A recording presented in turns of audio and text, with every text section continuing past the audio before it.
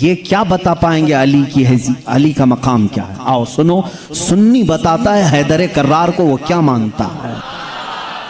تمہیں معلوم نہیں ہے حیدر کرار ہمارے لیے کیا مقام رکھتے ہیں؟ اے میرے عزیز، آج ہی میں نے جمعہ میں کہا ہمارا سلسلہ نبی تک اس وقت تک نہیں پہنچتا جب تک ہم علی کا نام نہیں لیتے۔ وہ باب علم ہیں۔ آؤ میں تمہیں بتاتا ہوں، شیعوں سے علی کی فضیلت سنتے ہو، سنی سے سن کے سنو۔ مولا علی کرم اللہ وجہہ الکریم کو ہم وہ مانتے ہیں کہ علی خود اعلان کرتے ہیں میں اس وقت تک دوسرا سجدہ نہیں کرتا جب تک پہلے سجدے میں اپنے رب کے جلوے نہیں دیکھتا۔ ہم اس علی کو تسلیم کرتے ہیں جو کہتا ہے کہ قرآن کی پوری تفسیر تو دور کی بات ہے، سورہ فاتحہ کی اگر میں تفسیر لکھنے بیٹھ جاؤں تو 70 اونٹوں کو بوجھل کرنا پڑ جائے گا۔ ہم اس حیدر کرار کو تسلیم کرتے ہیں جو جبرائیل امین آ کر ان کے بارگاہ میں سوال کرتے ہیں اے علی تم کہتے ہو ہر چیز کا جواب دیتے ہو، ہر چیز تمہیں معلوم ہے، بتاؤ اس وقت جبرائیل کہاں ہیں؟ کون پوچھ رہا ہے؟ جبرائیل پوچھ رہے ہیں۔ مولا علی اوپر دیکھتے ہیں، دائیں بائیں نیچے دیکھا اور مسکرا کر کہا میں نے دیکھ لیا سب جگہ جبرائیل کہیں نہیں دکھتے، اور اگر وہ کہیں نہیں ہے تو شاید سوال کرنے والا ہی جبرائیل ہے۔ مولا علی کرم اللہ وجہہ الکریم وہ صحابی ہیں جنہوں نے جبرائیل کو اپنے مجمع میں پہچانا۔ ہم سنی ان باتوں کو تسلیم کرتے ہیں، اور میرے آقا صلی اللہ علیہ وسلم نے برملا یہ اعلان فرمایا تھا من کنت مولا ہو فہذا علی مولا، میں جس کا آقا ہوں علی اس کا آقا ہے۔ ہم نے جب نبی کو کہہ دیا سب سے اولا و اعلیٰ ہمارا نبی، جہاں ہم اپنے نبی کو آقا سمجھتے ہیں، میرے نبی کے فرمان کے مطابق مولا کو بھی ہم علی کو بھی اپنا آقا سمجھتے ہیں۔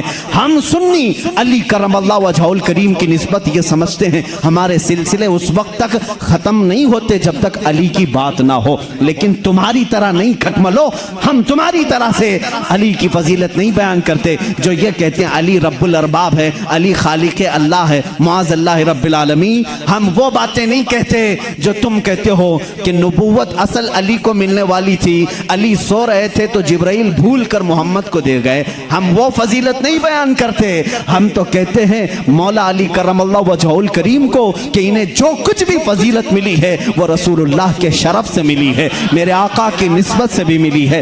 علی علی اس لیے ہے کہ جب پیدا ہوئے تھے تو رسول اللہ کا لعاب پاک پیا تھا۔ علی اس لیے علی ہیں، علی کی اپنی فضیلت ان کی ذاتی نہیں ہے، یہ میرے آقا کی عطا کی ہوئی ہے۔ رسول کریم صلی اللہ تعالیٰ علیہ وسلم کے لیے حیدر کرار اس وقت کھڑے ہوئے تھے جب سارے مکہ والوں نے انکار کیا تھا، جب پورے مجمع میں حضور اکرم صلی اللہ علیہ وسلم اعلان فرما رہے تھے ہے کوئی میرے دین کی تقویت کے لیے کھڑا ہوگا۔ مجمع میں بڑے بڑے لوگ تھے، لیکن 9 سال کی عمر میں علی مرتضیٰ کھڑے ہوتے ہیں، کہتے ہیں اے محمد صلی اللہ علیہ وسلم میں مانتا ہوں آپ اللہ کے رسول ہیں۔ یہ پہلا مسلمان تھا جو پورے مکہ میں برملا کہتا ہے اے نبی جو تم آئے ہو دین لے کر کے وہ سچا دین ہے۔ میرے نبی نے یہ نہیں کہا 9 سال کا بچہ اتنے بڑے دین کی کہاں لے کر یہ ذمہ داری چلے گا، نہیں، میرے آقا نے اسی دن دعا کے لیے ہاتھ اٹھایا اے مولا اس 9 سالہ بچے کی ٹانگوں میں قوت عطا کر دے۔ اس قوت کا عالم یہ ہے اللہ اللہ، خیبر کی جنگ میں چلو، حیدر کرار کی شجاعت دیکھو۔ خیبر کی جنگ ہو رہی ہے، یہودیوں کا ایسا قلعہ جس پر انہیں ناز تھا کہ پوری دنیا کی سپر پاور مل کر کے بھی ان کے قلعے کو توڑ نہیں سکتی، مگر میرے نبی تشریف لے گئے ہیں۔ قلعے کا محاصرہ ہو چکا تھا، جنگ نہیں ہو پا رہی تھی، یہودی اوپر سے تیر پھینکتے تھے، صحابہ پیچھے ہٹ جاتے تھے۔ ایک رات میرے آقا صلی اللہ علیہ وسلم صحابہ کی اس پسپائی کو دیکھ کر کے اعلان کرتے ہیں اے صحابہ آج سو جاؤ، آج سو جاؤ، کل صبح ہونے دو، میں یہ جھنڈا اس کے ہاتھ میں دوں گا جس کو اللہ بھی پسند کرتا ہے، اس کا نبی بھی پسند کرتا ہے۔ صحابہ کہتے ہیں حضور کا اتنا فرمانا تھا، نیند کس کو آئے، نیند کس کو آئے؟ میرے آقا کے اس فرمان پر سارے صحابہ جاگتے رہے، پتہ نہیں صبح جھنڈا کس کے ہاتھ میں ہوگا۔ مجمع میں صبح فجر کے بعد سارے جمع تھے، حضور صلی اللہ علیہ وسلم جھنڈا لے کر کھڑے ہیں کہ آج کا علم، آج کے خیبر کا علم اس کے ہاتھ میں دیا جائے گا جو اللہ اور اس کے رسول کو محبوب ہے۔ حضور نے سب جگہ نظریں دوڑائی، اس کے بعد صحابہ کہتے ہیں میرا نام ہوگا، میرا نام ہوگا۔ اچانک میرے آقا کی زبان سے نکلا علی ابن ابی طالب کہاں ہے؟ اس وقت وہ مجمع میں بھی نہیں تھے، مجمع میں بھی نہیں تھے. کہا یا رسول اللہ صلی اللہ علیہ وسلم کل رات بیمار ہو گئے, بخار آیا ہے, آنکھیں لال ہو گئی ہیں, آشوب چشم, آنکھیں بہنے کی بیماری آتی ہے, آشوب چشم آ گیا ہے, آنکھیں لال ہو گئی ہیں, آنکھیں بہت زیادہ دکھ رہی ہیں, اس لیے سوئے ہیں. کہا جاؤ اٹھا لاؤ, جاؤ اٹھا لاؤ. اٹھ کر کے آئے, اسی حالت میں آئے, بخار زدہ بدن ہے, آنکھیں تپ رہی ہیں اور آنکھوں سے پانی روا ہے. میرے آقا صلی اللہ علیہ وسلم نے وہ علم حیدر کرار کے ہاتھ میں دیا. کہا علی جاؤ, آج کی فتح اللہ نے تمہارے نام لکھی ہے. کسی صحابی نے یہ نہیں کہا اتنی بڑی جنگ کا علم بیمار کے ہاتھ میں دیا, آشوب چشم کے ہاتھ میں دیا. نہیں, صحابہ کا یہ یقین تھا جس کے ہاتھ میں میرے آقا پرچم پکڑائیں پوری دنیا الٹ پلٹ ہو جائے گی, فتح اس کے قدموں میں ہی ہوگی.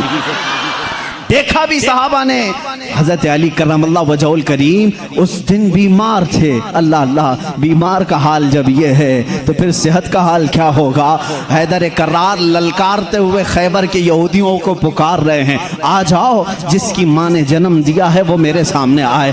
اس وقت ایک مرحب نامی بڑا یہودی تھا جس کو ناز تھا کہ وہ 1000 سے اکیلا لڑ سکتا ہے, اکیلا لڑ سکتا ہے. وہ گرجتے ہوئے آیا, ہے کوئی آج مسلمانوں میں جو میرے مقابلے میں آئے؟